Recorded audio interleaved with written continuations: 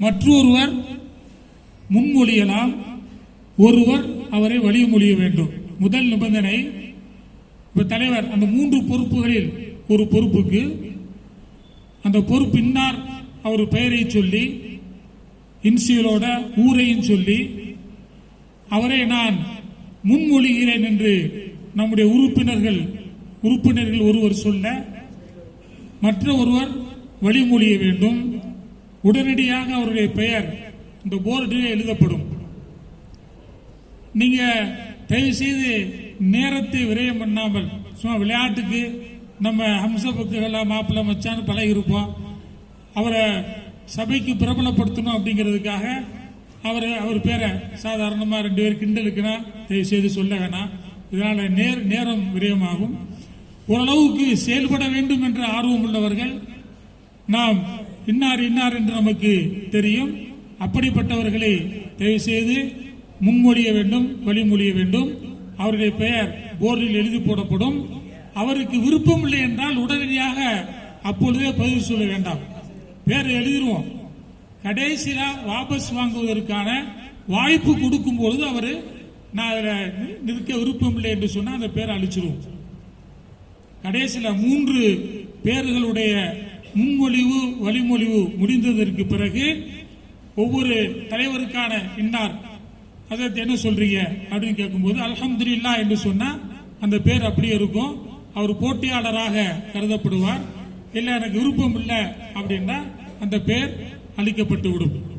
இப்படி 3 முக்கிய பொறுப்புகளுக்கும் நாம் பேர்களை எழுதி இறுதியாக இறுதி வேட்பாளர் பட்டியல் அறிவித்து விடுவோம். உங்களிடத்த 3 சீட்டும் கொடுக்கப்பட்டிருக்கு.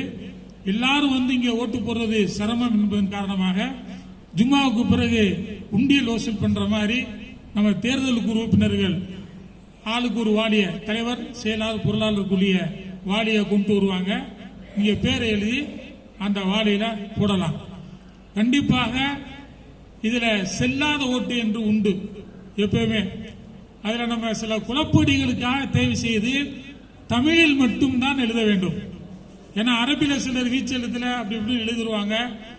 அப்படி எழுதும் பொழுது நம்ம ஏன்னா பேரே நிறைய இருக்கும், சில முன்ன பின்ன இருந்துச்சுன்னா நம்ம தவறு ஏற்படுறதுக்கு வாய்ப்பு இருக்கு.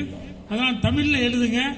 யாரும் எனக்கு தமிழ்ல சரியா எழுத வரல அப்படின்னு சொன்னா நம்ம தேர்தல் குழு இருந்து ஒருத்தர் அவருக்கு எழுதி கொடுப்பார்.